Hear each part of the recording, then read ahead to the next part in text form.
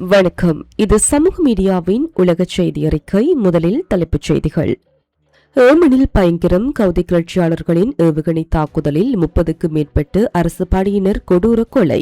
சவுதிக்கு இரட்டை முனை அச்சுறுத்தல். ஈராக் கவுதி போராளிகள் ஒருங்கிணைந்து ஏவுகணை தாக்குதல் நடத்த திட்டம். உளவுத்துறை எச்சரிக்கை. ஏவுகணை தட்டுப்பாட்டில் இஸ்ரேல் ஈரானை தனியாக தாக்க வேண்டிய நிலை வரலாம். முன்னாள் கடற்படை தலைவர் எச்சரிக்கை. உணவு பற்றாக்குறையால் தவிக்கும் அமெரிக்க USS ஆபிரகாம் லிங்கன் கப்பல் மாலுமிகள் மனநிலை பிறழும் அபாயம் என குடும்பத்தினர் பீதி. ஈரான் போரால் ஐரோப்பாவிற்கு நேரடி ஆபத்து. கடல்சார் பாதுகாப்பிற்கு ஐரோப்பா வளைகுடா நாடுகள் இணைய ISPI அழைப்பு. அமெரிக்க இஸ்ரேல் தாக்குதல்களால் முடங்கிய 230 மில்லியன் கியூபிக் மீட்டர் எரிவாயு சாதுரியமாக சமாளித்த ஈரான். ஆகஸ்ட் 15 செவிட்டாவிற்குள் பெருமளவிலான அகதிகள் நுழைய சதி. ஸ்பெயின் உஷார்.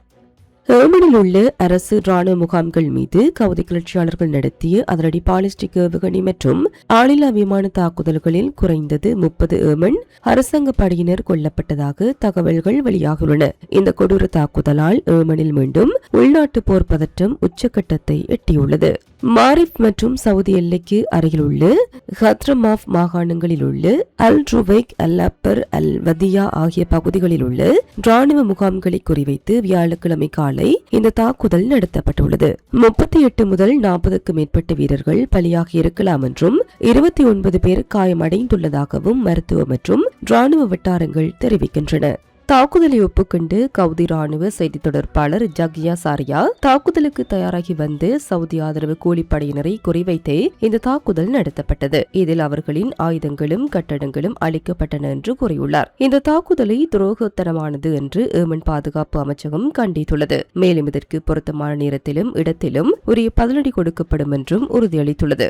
ஈரானிய புரட்சிகர பாதுகாப்பு படையின் வழிகாட்டுதலின் கீழ் ஈராக்கிய போராளி குழுக்களும் ஏமனின் கவுதி கிளர்ச்சியாளர்களும் ஒருங்கிணைந்து சவுதி அரேபியா மீது மிக விரைவில் கடுமையான தாக்குதலை நடத்த திட்டமிட்டுள்ளதாக அதிர்ச்சி தகவல் வெளியாகியுள்ளது. சவுதி அரேபியாவின் மூத்த அதிகாரி ஒருவர் பகிர்ந்துள்ள உளவுத்துறை விவரங்களில் சவுதி அரேபியா, அமெரிக்கா மற்றும் பிற பிராந்திய நாடுகளிடமிருந்து கிடைத்த கூட்டு உளவுத்துறை அறிக்கைகள் இந்த உடனடி தாக்குதல் அபாயத்தை உறுதிப்படுத்தியுள்ளன. போராளிகளின் இந்த தாக்குதல்கள் சவுதியின் முக்கிய எரிசக்தி நிலையங்கள், துறைமுகங்கள் மற்றும் பொதுமக்களின் நடமாட்டம் மிகுந்த விமான நிலையங்கள் ஆகியவற்றை இலக்காக கொண்டு அரங்கேறக்கூடும். சவுதி அரேபியாவின் வடக்கு மற்றும் தெற்கு ஆகிய இரு முனைகளிலிருந்தும் ஒருங்கிணைந்த தாக்குதலை நடத்துவதற்காக ஆளில்லா விமானங்கள் மற்றும் ஏவுகணைகள் நகர்த்தப்படுவதை சவுதி பாதுகாப்பு படைகள் கண்டறிந்துள்ளன. ஈரான் ஆதரவு படைகளின் இந்த இரட்டை முனை அச்சுறுத்தல் காரணமாக சவுதி அரேபியாவில் பாதுகாப்பு மற்றும் கண்காணிப்பு நடவடிக்கைகள் உச்சகட்டத்தை எட்டியுள்ளன. அமெரிக்காவைப் போலவே இஸ்ரேலும் கடுமையான ஏவுகணை தட்டுப்பாட்டால் பாதிக்கப்பட்டுள்ளது என்றும் இந்த சூழல் ஈரானுக்கு சாதகமாக அமைந்து அணு ஆயுத பாதையை நோக்கி அவர்களை வேகமாக நகர்த்துகிறது என்றும் இஸ்ரேலிய கடற்படையின் முன்னாள் தளபதி எலியேசர் மாரோ மதரடி எச்சரிக்கை விடுத்துள்ளார். இஸ்ரேலிடம் உள்ள அம்பு ஏவுகணைகளில் இருப்பு மற்றும் உற்பத்தி திறன் மிகவும் குறைவாக உள்ளது. இதனால் அமெரிக்காவின் தாட் மற்றும் SM-3 ஏவுகணைகளின் உதவியுடன் தான் தற்போதைய தாக்குதல்கள் முறியடிக்கப்பட்டு வருகின்றன.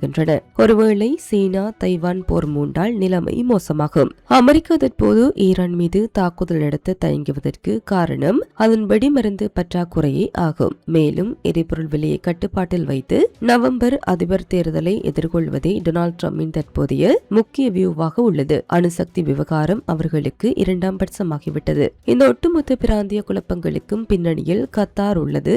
ஈரான் ஒருபோதும் வீழ்ந்துவிடக் கூடாது, அது வலியோடு நடிக்க வேண்டும் என்பதே கத்தாரின் ஒரே நோக்கம். ஈரான் தனது எல்லையை தாண்டி அணு மற்றும் பாலிஸ்டிக் ஏவுகணை திட்டங்களில் அதிவேகமாக முன்னேறி வருகின்றது. அமெரிக்கா தாக்குதல் நடத்த தயங்கினால் அமெரிக்காவுடன் மோதல் போக்கு உருவானாலும் பரவாயில்லை என்று இஸ்ரேல் துணிந்து ஈரானின் உற்பத்தி தளங்களை தனியாக தாக்க தயாராக வேண்டும். அதே சமயம் ஈரானுக்கு அழுத்தத்தை தர லெபனானுடனான பேச்சுவார்த்தைகளை இஸ்ரேல் தொடர்ந்து முன்னெடுக்க வேண்டும் என்றும் மாரோம் வலியுறுத்தியுள்ளார். மத்திய கிழக்கில் பணியில் ஈடுபட்டுள்ள அமெரிக்காவின் புகழ்பெற்ற USS ஆபிரகாம் லிங்கன் விமானம் தாங்கி போர்க்கப்பலில் உள்ள மாலுமிகள் மற்றும் கடற்படை வீரர்கள் கடுமையான உணவு பற்றாக்குறையால் தவித்து வருவதாகவும் இதனால் அவர்களின் மன உறுதி சீர்குலைந்து வருவதாகவும் குடும்ப உறுப்பினர்கள் அதிர்ச்சி தகவலை வெளியிட்டுள்ளனர். கப்பலில் உள்ள வீரர்களுக்கு ஒருவேளை உணவிற்கும் வெறும் அரை கப் சாதமும் 2 ரொட்டி துண்டுகளும் மட்டுமே பரிமாறப்படுவதாக கூறப்படுகின்றது. கப்பலில் உள்ள கடைகளில் சோப்பு, டியோடரண்ட், பட்பசை போன்ற அடிப்படை தேவைகளுக்கான அத்தியாவசிய பொருட்கள் கூட கிடைக்காமல் கடுமையான பற்றாக்குறை நிலவி வருகின்றது. கப்பல் ஊழியர்களின் மன உறுதி மிக மோசமாக குறைந்து வருகின்றது. கப்பல் உடனடியாக துறைமுகத்தை அடையாவிட்டால் மாலுமிகள் மனநிலை பிறழத் தொடங்கிவிடுவார்கள் என்று கப்பலின் மருத்துவரை எச்சரிக்கும் சூழல் உருவாகியுள்ளதாக கூறப்படுகிறது. MS Now வெளியிட்டுள்ள தகவலின்படி இந்த விமான தாங்கி கப்பலும் அதில் உள்ள 5000க்கும் மேற்பட்ட ஊழியர்களும் கடந்த ஜனவரி மாதம் முதல் மத்திய கிழக்கு பகுதியில் தொடர் பணியில் ஈடுபடுத்தப்பட்டுள்ளனர். இதற்கிடையே US ஆப்ரகாம் லிங்கன் மற்றும் USS டிரிபோலி கப்பல்களில் உணவு பற்றாக்குறை இருப்பதாக வெளியாகும் புகார்கள் அனைத்தும் வெறும் போலி செய்தி என்று அமெரிக்க பாதுகாப்பு செயலாளர் பீட் ஹெக்ஸெட் திட்டவட்டமாக மறுத்துள்ளது குறிப்பிடத்தக்கது. செங்கடலில் கவுதி கிளர்ச்சியாளர்களின் அச்சுறுத்தலும் ஹார்முஸ் ஜலசந்தியில் ஈரான் போரினால் ஏற்பட்டுள்ள தடைகளும் ஐரோப்பாவில் பெரும் பொருளாதார தாக்கத்தை ஏற்படுத்தியுள்ளன. இதனால் கடல்சார் பாதுகாப்பை உறுதி செய்ய ஐரோப்பாவும் வளைகுடா நாடுகளும் உடனடியாக கைகோர்க்க வேண்டும் என இத்தாலிய சர்வதேச அரசியல் ஆய்வுக் கழகம் மற்றும் வளைகுடா ஆராய்ச்சி மையம் இணைந்து வெளியிட்டுள்ள அறிக்கையில் வலியுறுத்தப்பட்டுள்ளது. வளைகுடா பகுதியில் நிலவும் பாதுகாப்பற்ற சூழலால் சர்வதேச அளவில் எண்ணெய் விலைகள் ஏறி இறங்குகின்றன.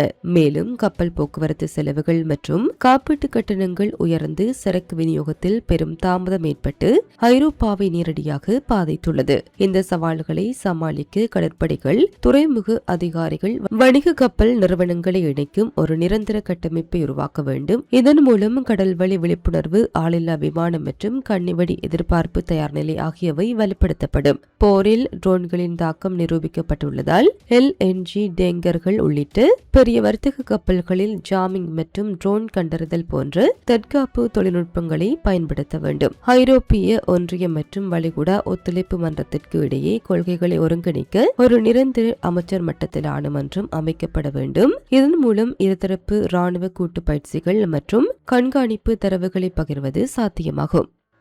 அமெரிக்கா மற்றும் இஸ்ரேலின் வான்வழி தாக்குதல்களால் ஈரானின் மின் உற்பத்தி நிலையங்கள் கடுமையாக சேதமடைந்து தினசரி 230 மில்லியன் கனமீட்டர் எரிவாயு உற்பத்தி பாதிக்கப்பட்ட போதிலும் நாடு தழுவிய பெரும் மின்வெட்டு தவிர்க்கப்பட்டுள்ளதாக ஈரான் அதிபர் மசூத் பெசகியன் அதிரடியாக தெரிவித்துள்ளார். நாட்டின் தற்போதைய சூழல் குறித்து அவர் ஆற்றிய உரையில், ஆட்சி பொறுப்பேற்ற போது நவம்பர் வரை மட்டுமே வரக்கூடிய 1.2 பில்லியன் லிட்டர் எரிசக்தி கையிருப்பு மட்டுமே இருந்தது.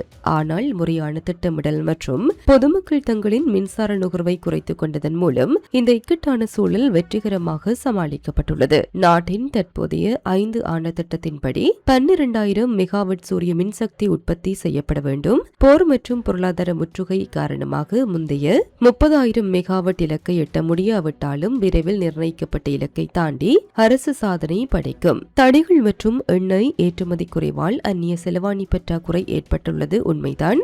ஆயினும் அண்டை நாடுகளுடனான உறவை பலப்படுத்துவதன் மூலம் ஈரான் மாற்று பொருளாதார வழிகளை உருவாக்கி வருகின்றது. நாட்டின் எல்லையோரங்களில் அமைதியின்மையை தூண்ட நடந்த முயற்சிகளும் அண்டை நாடுகளின் உதவியோடு முறியடிக்கப்பட்டு உள்ளன என்றார். வட ஆப்பிரிக்க பகுதியான சவுட்டாவிற்குள் ஆகஸ்ட் 15 அன்று பெருமளவிலான புலம்பெயர்ந்தோர் கூட்டாக நுழைவதற்கு சமூக ஊடகங்கள் மூலம் திட்டமிட்டு வருவதாக எழுந்துள்ள சந்தேகத்தின் அடிப்படையில் ஸ்பெயினின் சிவில் காவல்துறை தீவிர விசாரணையில் இறங்கியுள்ளது. இந்த விவகாரம் குறித்து பாதுகாப்பு படை நடத்திய உள்மதிப்பீட்டின்படி பேஸ்புக், வாட்ஸ்அப் மற்றும் இன்ஸ்டாகிராம் போன்ற தளங்களில் எல்லையை கடப்பதற்கான திட்டமிடல்கள் பரவி வருவது உண்மைதான் என அதிகாரிகள் உறுதிப்படுத்தியுள்ளனர். இந்த அழைப்புகளுடன் தொடர்புடைய குழுக்களில் சுமார் 4 லட்சம் பேர் உறுப்பினர்களாக உள்ளனர். எல்லையை கடக்க விடுக்கப்பட்டுள்ள இந்த அழைப்பு தீவிரமானது என்றாலும் குறிப்பிட்ட தேதியில் இந்த மாபெரும் மக்கள் கடப்பு நியாயமாகவே நடக்குமா அல்லது வீரியம் எப்படி இருக்கும் என்பது இன்னும் உறுதிப்படுத்தப்படவில்லை. இந்த சதி திட்டத்தின் பின்னணியில் மொரோக்கோ அரசாங்கமோ அல்லது குறிப்பிட்ட குற்ற கும்பலோ இருப்பதற்கான எந்த ஆதாரமும் இல்லை. அதே சமயம் டிஜிட்டல் முறையில் இது ஒருங்கிணைக்கப்படுவதால் இதனை முற்றிலும் தன்னிச்சையான ஒரு நிகழ்வாகவும் புறந்தள்ளிவிட முடியாது. மொரோக்கோ அதிகாரிகளின் தடுப்பு நடவடிக்கைகளும் ஸ்பெயின் தரப்பில் எல்லையில் பலப்படுத்தப்பட்டுள்ள கூடுதல் பாதுகாப்பு கட்டுப்பாடுகளுமே ஆகஸ்ட் 15 அன்று இந்த அத்துமுறல் முயற்சி முறியடிக்கப்படுமா என்பதை தீர்மானிக்கும் முக்கிய காரணிகளாக இருக்கும் என அதிகாரிகள் தெரிவித்துள்ளனர். இத்துடன் குறித்த காணொளி நிறைவு பெறுகின்றது. இது தொடர்பிலான உங்களுடைய கருத்துக்களை கமெண்ட் வாயிலாக தெரிவிக்கலாம். இது போன்ற பல செய்திகளை தெரிந்து கொள்ள நம்முடைய சமூக மீடியா யூடியூப் சேனலை சப்ஸ்கிரைப் செய்து அருகிலுள்ள பெல் பட்டனை கிளிக் செய்யுங்கள். மேலும் செய்திகளை உடனுக்குடன் தெரிந்து கொள்ள சமூகமீடியா.com என்ற இணையதளத்தின் வாயிலாக எங்களுடன் இணைந்திருங்கள்.